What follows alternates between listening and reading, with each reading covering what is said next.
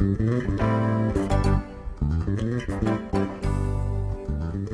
everybody, I'm Larry Snyder here with my son David Snyder. We're out here in Sheldon, New York. It's about 10 miles east of Aurora, New York. And we're out here in the High Sheldon Wind Farm. There's about 75 wind turbines, and we want you to take a closer look at it. Come on. This one right here. We're going to talk about three things today. First, we're going to get a little history on how we got here today in these wind turbines. Second, we're going to see what kind of power these babies actually produce. And third, we're going to do a little comparison of other forms of energy.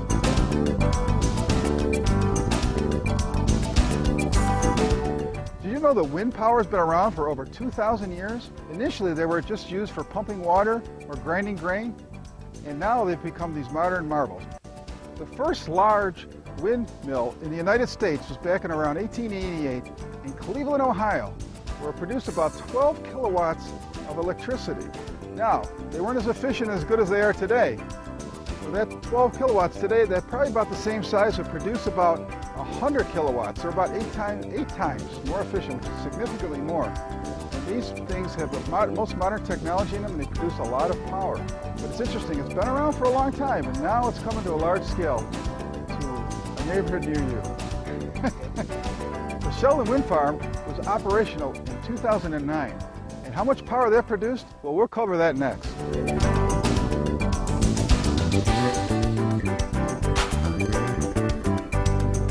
Now let's talk about specifics.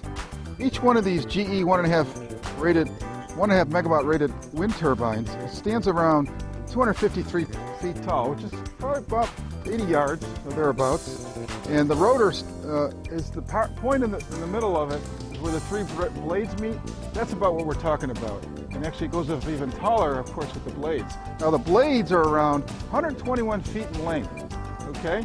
So that's pretty big. These things are pretty big, and I know they can be a little intimidating to some who first see them, but as you can see, they're pretty peaceful. They're really not that noisy, and they produce a lot of power. Now getting to the power, which is what we're really most interested in, okay? This farm consists of 75 wind turbines, and last year, according to the NISO Zone A data, produced 27.5 megawatts average power. Now a megawatt is 1 million watts. It's a lot of power. Okay? For an average home, let's say, consumes about 8,000 kilowatt hours per year. Kilowatts.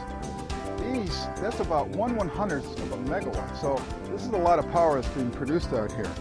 Each one of these actually can power about 400 homes. Okay? There's a lot of power out here in each one of these turbines for a whole year. And now the big number. There's 75 wind turbines out here in Sheldon. In 2010, this is real NISO Zone A data, they were enough to power 30,000 homes in the United States last year. That's how much power these produced on average. That's using an average of 8,000 kilowatt hours per year, which is an average consumption of a home. So that's quite a bit of power. Amazing. Because the modern wind turbine works on the simple principle of converting wind energy into electricity without the addition of fossil fuels like coal or natural gas, it is considered a renewable clean energy resource.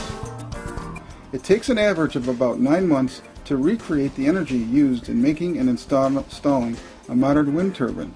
It is arguably the best commercially available investment in terms of energy return on energy invested. They need no water for cooling, and the energy returned from the energy invested is at least 20 to 1. Based on actual production data in 2010, it would have taken 8.5 High Sheldon wind farms to produce the same amount of electricity as that produced at the coal plant in Tonawanda, New York. With the increasing availability of renewable energy such as wind, we have the ability today to choose clean and secure energy locally. As we look at what we saw today, we do have choices, and it is truly possible to create a stable and clean energy future. Thank you for coming out for the Sheldon Wind Farm at Sheldon, New York.